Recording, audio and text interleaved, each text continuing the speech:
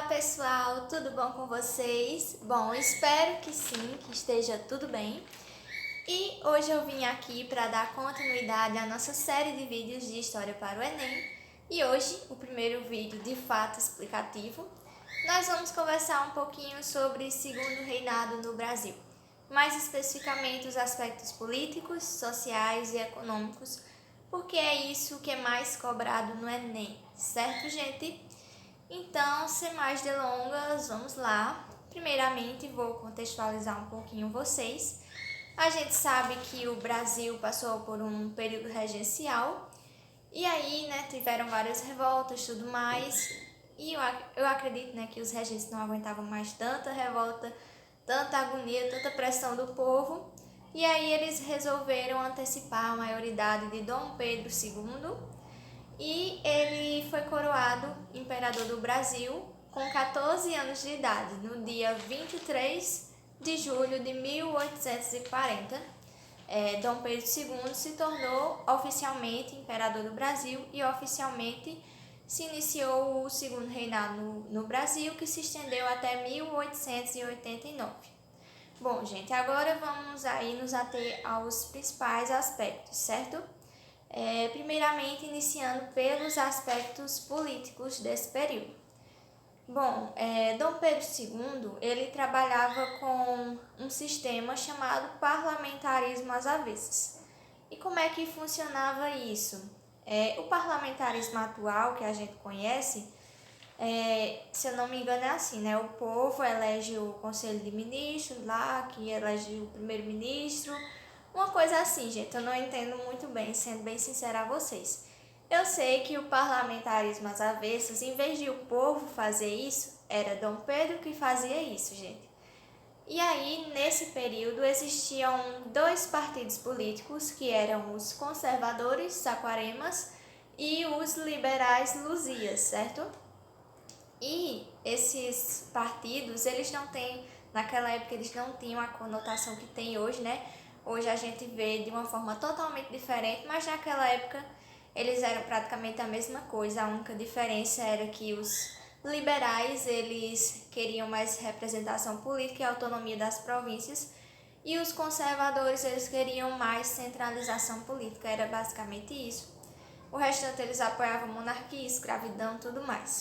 Bom, gente, e aí o que é que o Dom Pedro II ele fez? Ele revezava esses dois partidos no poder. Uma hora ele elegia os luzias, outra hora elegia os saquaremas, e aí ele ia agradando um e outro e não tinha nenhum problema interno na política, e aí ficava todo mundo de boa, certo? Basicamente era assim a política no segundo reinado.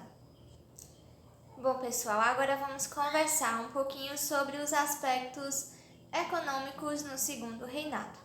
Bom, gente, nesse período, a economia brasileira era marcada pelo café. A gente estava vivendo o ciclo do café e também foi marcada pela vinda de imigrantes, certo? Então, como era que acontecia isso? Bom, o café, as grandes plantações de café iniciaram no Vale do Paraíba e Oeste Paulista, e o café se tornou a principal atividade econômica do Brasil. Ele era exportado e ele rendia muitos lucros aí. Nesse tempo foi o tempo dos grandes cafeicultores, os senhores, lá, os barões de café e tudo mais. E aí nós temos também a vinda de imigrantes, porque, gente, em 1850 surgiu uma lei, uma das primeiras leis abolicionistas, que foi a Lei Eusébio de Queiroz, que proibia o tráfico negreiro no Brasil, proibiu a vinda de africanos, certo? O comércio e tudo mais. Ele só não proibia dentro do Brasil, mas para vir da África para cá era proibido. E essa lei realmente foi colocada em prática, diferente da Lei de Feijó de 1831, que é considerada a lei para inglês ver, porque tinha o mesmo objetivo, mas na prática não teve nenhum resultado. Bom, gente, e aí com essa lei Eusébio de Queiroz, já não tinha mais escravos vindo, o preço do escravo aumentou, começou a ficar mais difícil, e aí começou a haver um incentivo para a vinda de imigrantes no Brasil, E nesse período, né, tinha duas grandes formas dos imigrantes vir para o Brasil. A primeira delas era o sistema de parcerias, que eram os fazendeiros que pagavam todos os custos dos imigrantes. E aí eles vinham, só que eles já chegavam no Brasil com a dívida, devendo aos fazendeiros, e aí eles iam trabalhar para pagar essa dívida, e aí ficava aquele ciclo, nunca acabava aquela dívida. E esse sistema não deu certo, e aí surgiu um novo sistema que foi o de imigração subvencionada, no qual o governo, a monarquia, era que pagava para os imigrantes virem. Só que aí, também, como nem tudo são flores, surgiu também em 1850 uma lei chamada Lei de Terras, na qual as terras elas não mais poderiam ser públicas, ou seja, as pessoas, os imigrantes não poderiam simplesmente chegar e se instalar. Eles deveriam pagar pela terra, ou seja, ela seria uma propriedade privada, e isso dificultou, e os imigrantes eles acabaram tendo que se tornar subordinados dos grandes senhores aí do café, tudo mais, Enfim, muitas coisas. Então, foi assim que foi marcada a economia no Brasil.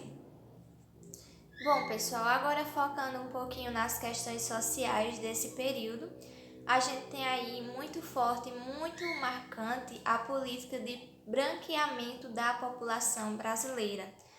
Por isso, que na vinda de imigrantes era incentivado que os imigrantes, fossem brancos, porque isso já fazia parte da política do governo, com ideias racistas de darwinismo social, de que a raça branca era superior à negra, essa coisa toda que deveria ser repudiada, mas infelizmente aconteceu nesse tempo.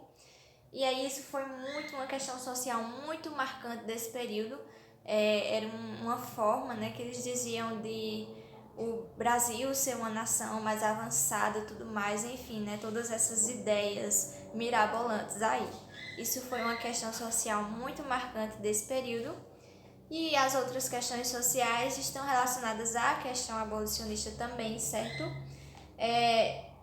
Primeiramente, em relação às leis abolicionistas, nós tivemos, como eu já mencionei, a Lei Eusébio de Queiroz, em 1850, e aí depois vieram a Lei do Ventre Livre, em 1871, que tornavam os filhos das escravas nascidos a partir daquele ano livres, Mas houveram muitas controvérsias em relação a essa lei.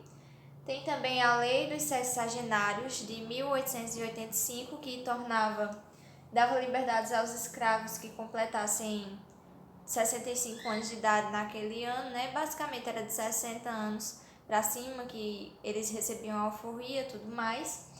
E por fim nós tivemos a Lei Áurea de 1888, que aboliu a escravidão no Brasil, mas que infelizmente não deu nenhum apoio aos ex-escravos, aos afro-brasileiros, afrodescendentes, não deu nenhum apoio, e acabou marginalizando a população negra no Brasil. E hoje a gente sofre, até hoje, os negros, as pessoas negras sofrem consequências em relação a isso. Bom, gente, essas foram as principais questões sociais. E depois, como vocês já sabem, houve aí várias crises no governo, na monarquia. E, enfim, principalmente por causa da questão militar, os militares estavam insatisfeitos, não tinham representação, tudo mais, e aí houve o golpe de 15 de novembro de 1889 e o Brasil se tornou uma república. Então era isso, pessoal, espero que eu tenha ajudado, que vocês tenham gostado, e até o próximo vídeo. Já deem o seu like e se inscrevam no canal. Um beijo e tchau, tchau!